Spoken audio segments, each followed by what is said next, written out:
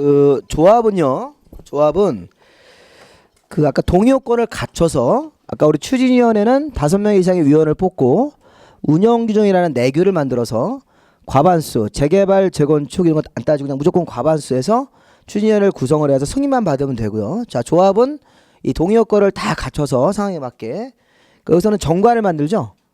운영규정이 아니라 정관이라는 말 솔직히 아셔야 돼요. 정관. 이거 법인이기 때문에 법인화 시켜버립니다. 그래서 법인 성격이 있으므로 정관이라는 소리를 만드셔야 돼요. 이 정관이 법인의 어떤 내규입니다. 내규. 그래서 우리가 어떤 단체가 이제 법인일 때는 정관이고 법인이 아니면 뭐 규약도 있고 무슨 뭐 지금처럼 운영규정 이런 게 나온다고요. 그런 이제 구별을 조금 할 줄 아셔요. 여기서는 운영규정이고 정관학을 만들어서 자, 설립인가를 받는다. 시장군수에게 인가를 받아라. 그 다음에 이게 등기해야지만 성립하는 거죠. 그 71페이지에 보시면 그 중간 아래쪽에 동그라미 2번 조합의 법인격. 조합은 법인으로 한다. 설립인가를 받고 30일 안에 그 등기하면 성립한다고 돼 있죠. 예, 조합이 설립되는 과정에서는 법인까지 법인화시키기 때문에 그 등기함으로 성립하고 이제 조합은 이 조합의 이제 사업이 다 마무리가 되면 해산하겠죠. 소유권 이전 고시하고 나서 공사 다 마무리하고 나면 이제 나중에 해산하는 겁니다. 자, 조합원의 자격. 자, 조합원은 다음 토지 등 소유자다 이렇게 돼 있습니까? 네, 조합원은 다음에 토지 등 소유자다. 그것도 한번 읽어볼게요. 자, 일단 토지 등 소유자가 조합원 들어가는데 거기 동그라미 기억번에 재개발이나 도시환경을 할 때는 정비구역 안에 토지 등 소유자, 재건축이나 가로주택을 할 때는 정비구역 안에 토지 등 소유자로서 사업에 동의한 자 이래 써 있습니까? 그 무슨 차이가 있어요? 뒤에 동의한 자란 말이 붙었네요. 재건축이나 가로주택 할 때는 그 정비구역 안에 토지 등 소유자로서 사업에 동의한 자란 말이 붙고 위에 재개발이나 도시환경을 할 때는 동의를 해든 안 해든 간에 다 조합원지를 주겠다는 거예요. 이거 굉장히 중요한 사실이죠.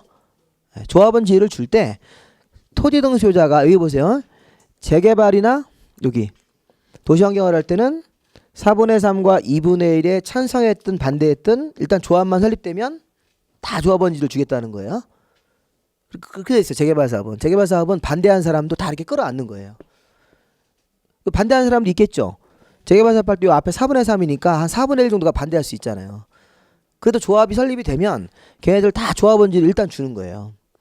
그러니까 정 싫으면 나중에 나가면 돼요. 일단 조합원으로 들어와야 된다고요. 근데 재건축할 때는 가로주택 할 때는 10분의 8, 요 각동비율 3분의 2, 요 4분의 3에 반대하면 조합원지를 받아요, 못 받아요? 못 받는 거야. 바로 그냥 조합원지를 주지 않고 그런 사람에 대해서는 매도 청구라는 걸 해요. 매도 청구. 조합원지를 못 받으면 조합이 야 너의 재산을 우리에게 팔아라 이렇게 한다. 매도 청구라는 걸 합니다.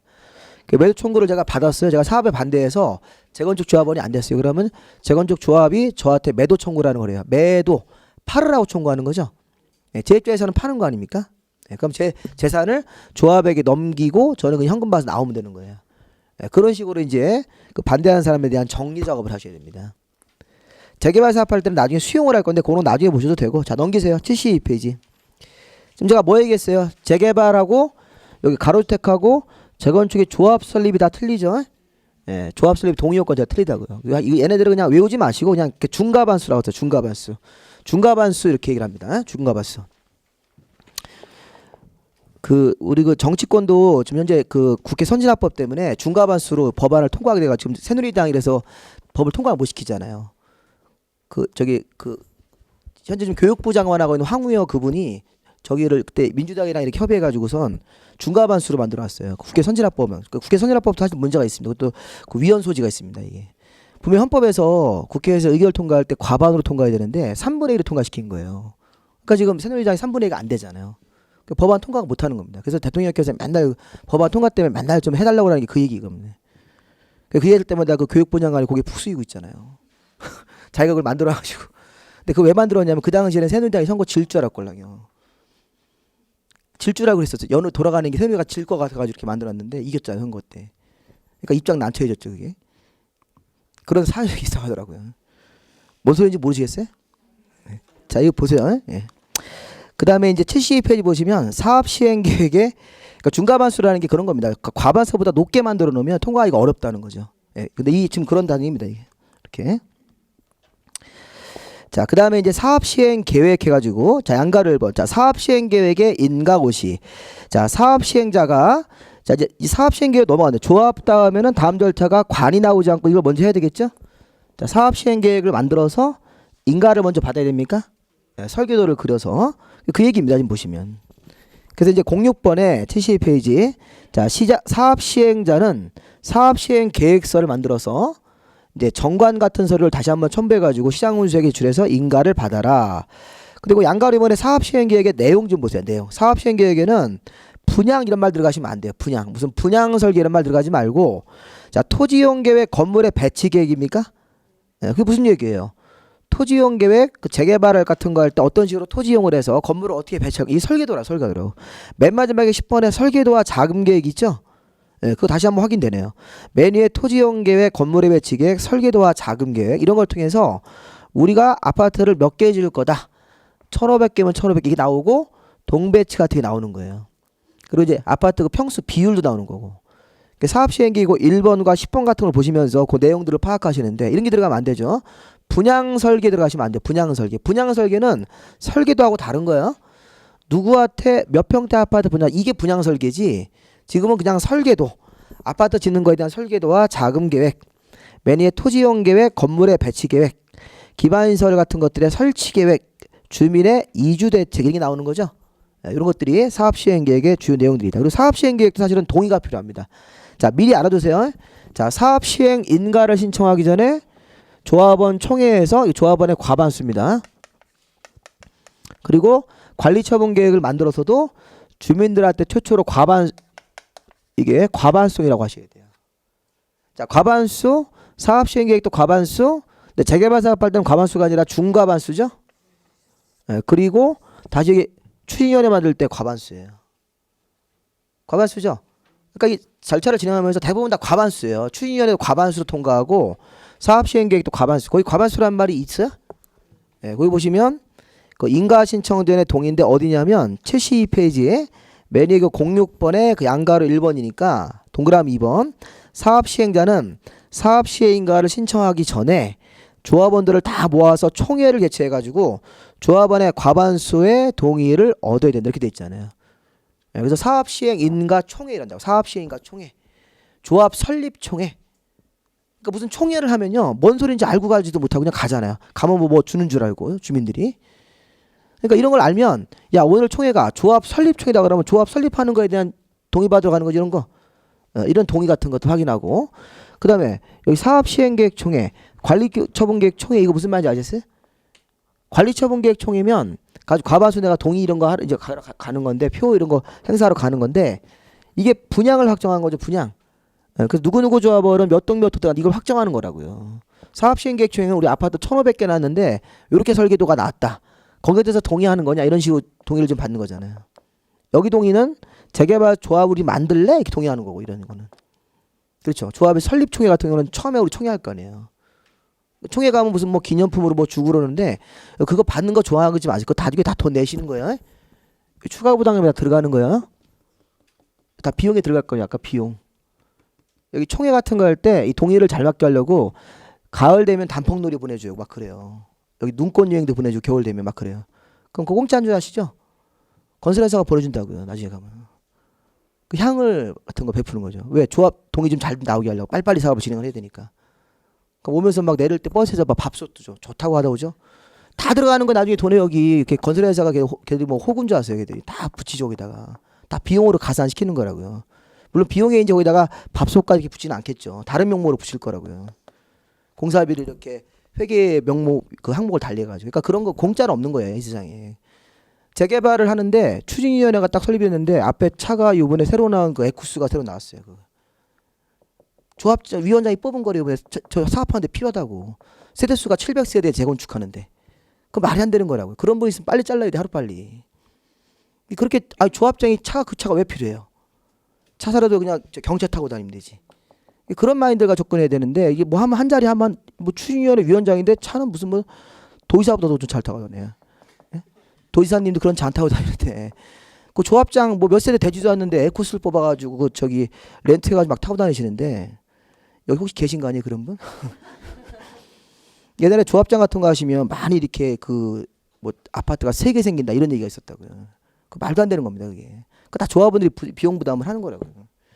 결국에는 여기서 다 걸리는 겁니다. 추가 분담금에서 공사비 조작할 수 있죠. 공사비 얼마든지 비용을 증가시킬 수 있잖아요. 수입은 빤하고 수입은 일반 분양이 빤하고 비용을 과대 계상하는 겁니다. 비용을 회계 처리해가지고. 그래서 이 비용을 막 조작하기도 하고 아니면 이제 감정평가 조작할 수 있죠. 감정평가 종전재산 가치를 1억 5천이 공정재산 가치인데 1억 2천으로 낮추는 거예요. 그럼 더 걷어갈 수 있죠. 오늘 이렇게 바꾸는 방법은 많아요. 그러니까 이게 그런 부분들이 나중에 이제 사업을 하면서 그런 식의 좀 너무 지나친 그 비용 지출이 있으면 빨리 그거는 제재를 가셔야 돼요. 조합원 총회에서 빨리 왜 차를 그런 차를 그냥 바꾸라고 이렇게 하셔야 되고 밥도 10,000원짜리 이상 먹으면 안 된다고 그러세요.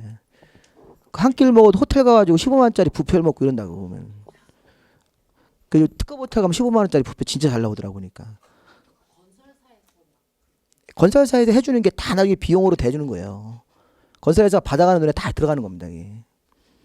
그러니까 그런 이렇게 좀 조합 나중에 이제 재개발 조합 있을 때 수시로 보셔야 돼요. 이게 추진위원회가 돈을 어떻게 쓰고 있는지를 조합이 어떻게 쓰고 있는지를 조합 회식하는데 막 비싼 데 가서 막 이러면 그거는 빨리 제재를 가야 됩니다. 네?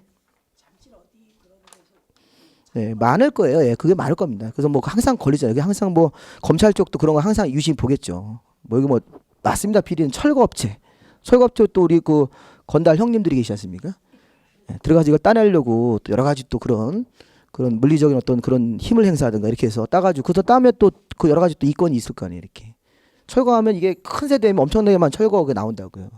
엄마 아빠 철거하면 거기서 고철만 해도 엄청날 거라고요. 문고리부터 시작해가지고 이런 거 다 굉장히 수익 사업이 그런데 그래서 요즘에는 그래서 이런 너무 비리가 심하면 공무원이 나가서 관리해 주는 방법도 있어요. 공공관리를 해서 너무 지나치게 비리가 있고 그러면 이제 공공관리라는 걸 통해서 조합을 하긴 하는데 공무원 나가서 관리하는 방법도 있고 그래서 재개발 사업이라는 게 굉장히 좀 그 투명하지 못한 것들이 많이 있어요. 그래서 이거 좀 조심하셔야 되고 나중에 들어가서도 좀 잘 가셔야 됩니다. 주민들이 여기는 관심을 가는 수밖에 없습니다. 이게 너무 지나친 어떤 비용 지출이 있는지를 수시로 보고 차 못하는지 좀 보시고 이렇게 보셔야 됩니다. 근데 이제 어느 정도는 좀 사업할 수 있는 그런 거 좀 만들어 주셔야 되긴 하는데 그렇다고 너무 그냥 뭐 자전거 타고 다니고 이러면 안 되잖아요. 겨울인데 조합장이 자전거 타고 귀 호흡으로 가면서 이럴 수는 없지 않습니까? 아낀다고. 그럴 수는 없지만 그 외국은 그 뭐 국회의원들 다 자전거 타고 다니잖아요. 외국 영국 국회는 국회의원 자리가 없어요. 지정석이 아니에요. 그래서 늦게 오면 못 앉아요. 서서 뒤에서 얘기 듣잖아요. 그 영국은 이렇게 상하원 이렇게 거기는 영국 국회인가 거기는 이렇게 마주 보고 있어요.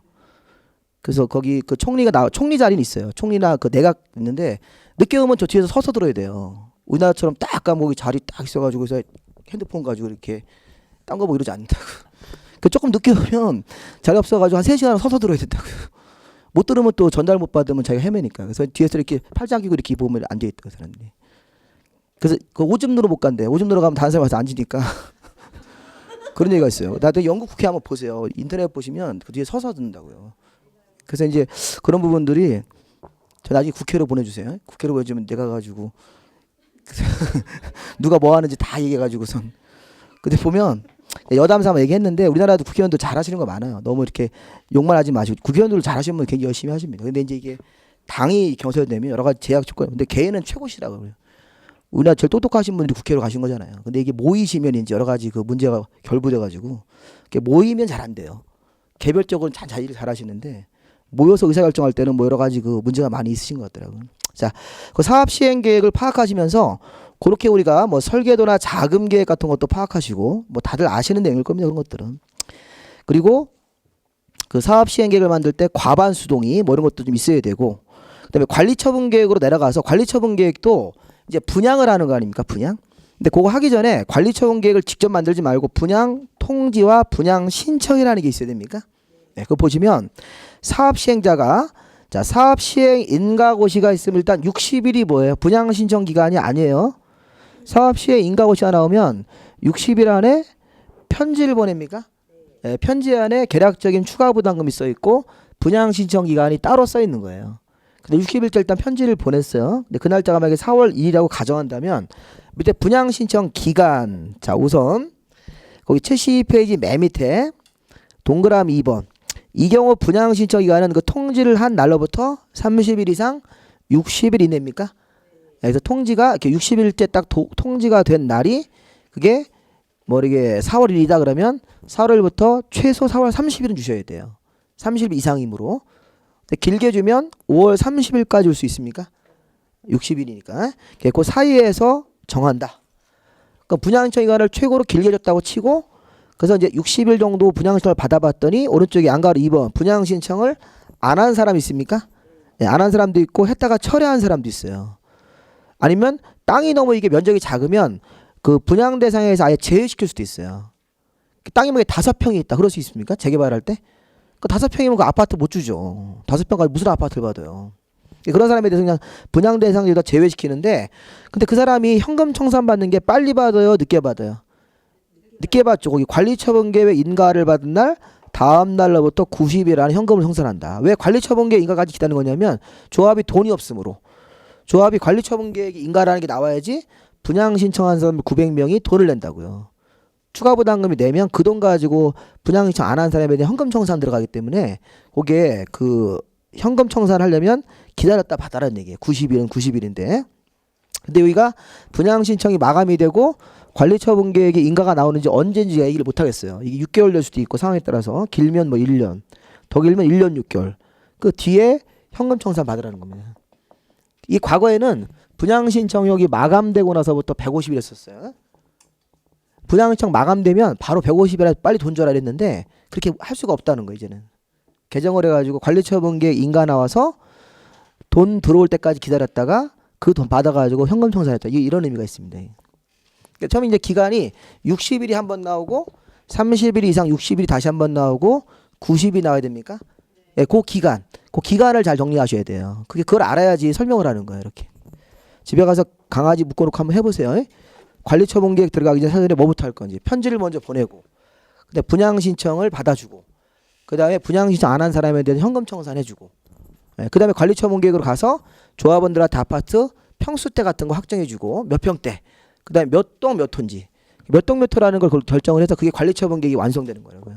또 추가 부담금도 결정되고 근데 문제는 이제 관리처분 계획으로 관리처분 계획 안에는 분양 설계라는 게 들어갑니까?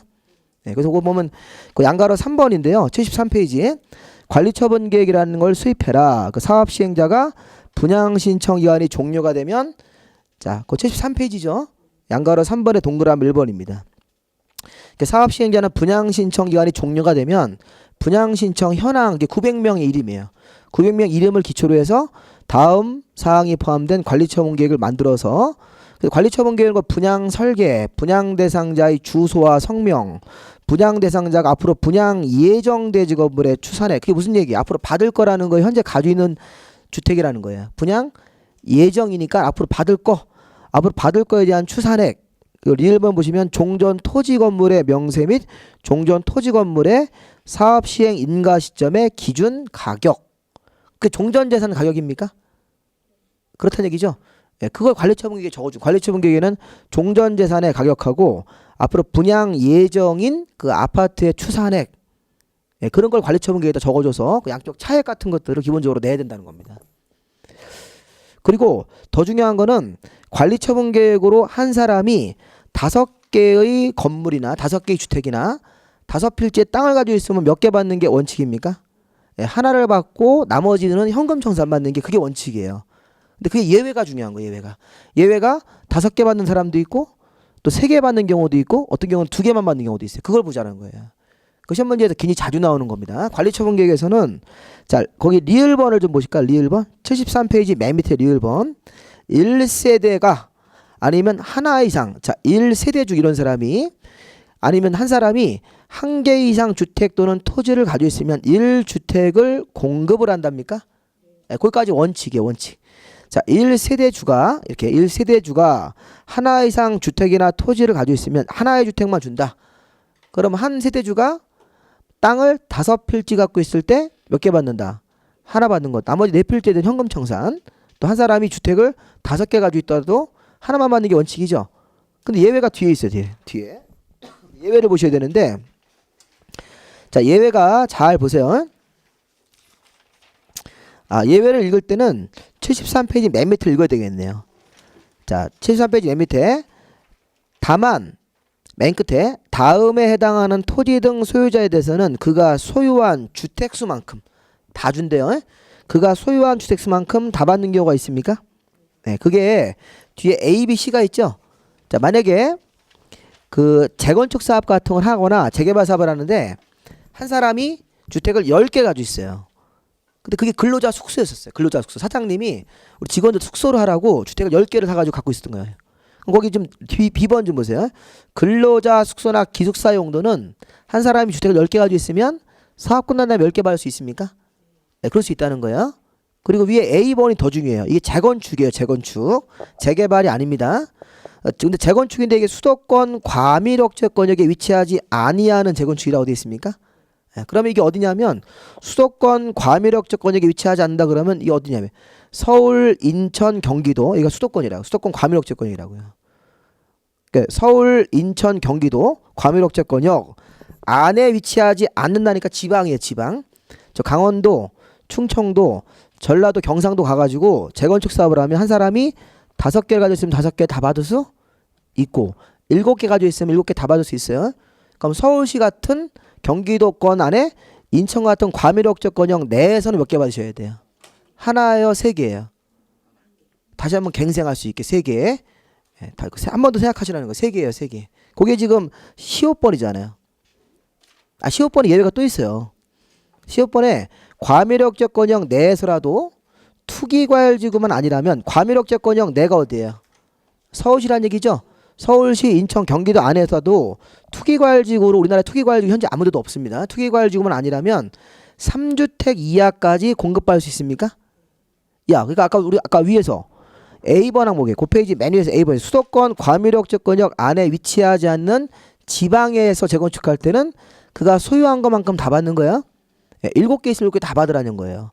그러면 소수권 과밀억제권역 안에서는 원래 하나였었는데 작년도 말에 바뀌었어요. 작년도 말에 이게 3개까지 받는 거로 바뀌었습니다. 그래서 과밀억제권역 내면 대표적으로 서울 시 안에 음마 아파트 한 사람이 5개 가지고 있으면 몇 개 받습니까? 네, 현재 3개까지 가능한 거예요. 나머지 2개는 현금으로 받는 거고 이렇게 받는 거예요. 그러니까 재건축은 그가 소유한 주택수만큼 다 받는 경우도 있고 서울 같은 수도권 과밀억제권역 내에서는 몇 개? 3개까지 받는 거야. 이렇게 예외가 빠지는 거예요. 그리고 가로주택 사업도 비율법 보세요. 가로주택은 그냥 3주택 이하로 주는 거를 원칙으로 하라는 거예요. 가로주택은 그냥 3주택 이하까지 받을 수 있습니까? 네, 그렇게. 그리고 위에 미음번이 마지막입니다. 이게 재개발입니다. 재개발. 이거 미음번에다 재개발로 쓰세요. 종전 토지 등의 가격 범위나 종전 주택의 면적이 크면 2주택까지 받아 하나 더 받는 주택은 전용 면적 60제곱미터 이하로 작은 평수를 받아라. 이런 얘기입니다. 자, 무슨 얘기냐면 아까 재건축은 그 다르게 재개발은요 3개씩 받지는 못하고 재개발 사업할 때는 예를 들어서 땅만 있어요. 갑이 땅만 있습니다. 근데 땅이 1,000평이에요. 굉장히 크죠. 건물 없어요. 그래도 조합은 될 수 있습니까? 네, 그 다음에 이제 분양 신청을 넣으면 아파트 나와요. 땅만 있어도 재개발이니까. 재개발 같은 경우 이렇게 갖고 있었는데 이 사람이 재산 가치가 10억이래요. 평가를 해보니까. 이 사람이 나중에 아파트 신청할 때 큰 평수 신청했어요. 42평. 난 이 정도는 살아야 된다. 혼자 살아도. 이렇게.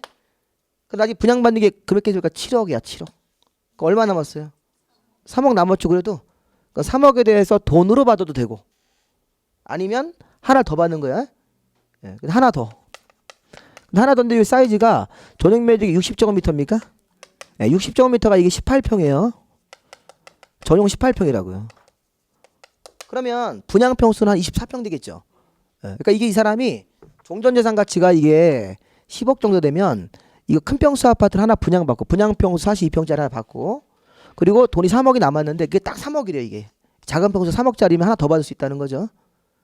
더 받는 것은 전용 얼마로 받아요? 85 이하로 받는 거 60 이하로 받아요.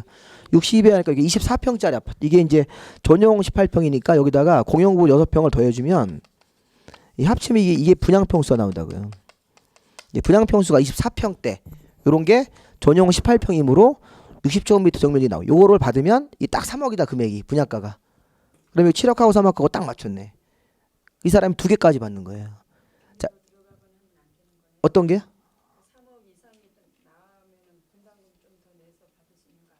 가능하죠, 그것도.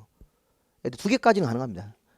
그래서 거기 종전 주택 근데 그 범위라는 거를 이제 해석을 해야 되는데 그게 이제 뭐 금액이 조금 넘어가면 괜찮지만 지나치게 많이 넘어가면 안 되겠죠. 만약에 이제 뭐 돈이 부족하다 1억도 더하고 이건 안 되고 종전 재산 범위 안에서 이렇게 10억이라는 범위 안에서 들어가는 거지 이렇게. 그래서 딱 이걸 맞추는 게 맞지. 넘어가 버리면 이게 안 되겠죠. 그래서 이게 보면 종전 가격 범위나 종전 면적 범위이기 때문에 종전 면적이 크면 그런 것도 있어요. 종전 면적이라는 건 뭐냐면 종전 주택 평수가 100평이다. 100평.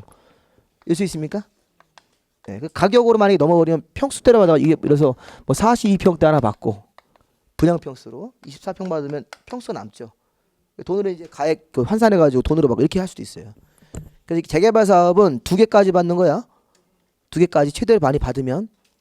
재건축 사업은 몇 개 받아요? 재건축 사업은 서울과 같은 투기과열지구 서울과 같은 과밀역 접근역 내에서는 3개까지. 지방으로 내려갔으면 그가 소유한 주택수만큼이에요. 5개제가 예를 든 거니까 그가 소유한 주택수만큼. 재건축은 그가 소유한 주택수만큼 받는 경우도 있고 서울시 같은 데 안에서는 3개만 받는 거고. 그리고 재개발 사업은 2개까지예요. 최대 2개까지예요.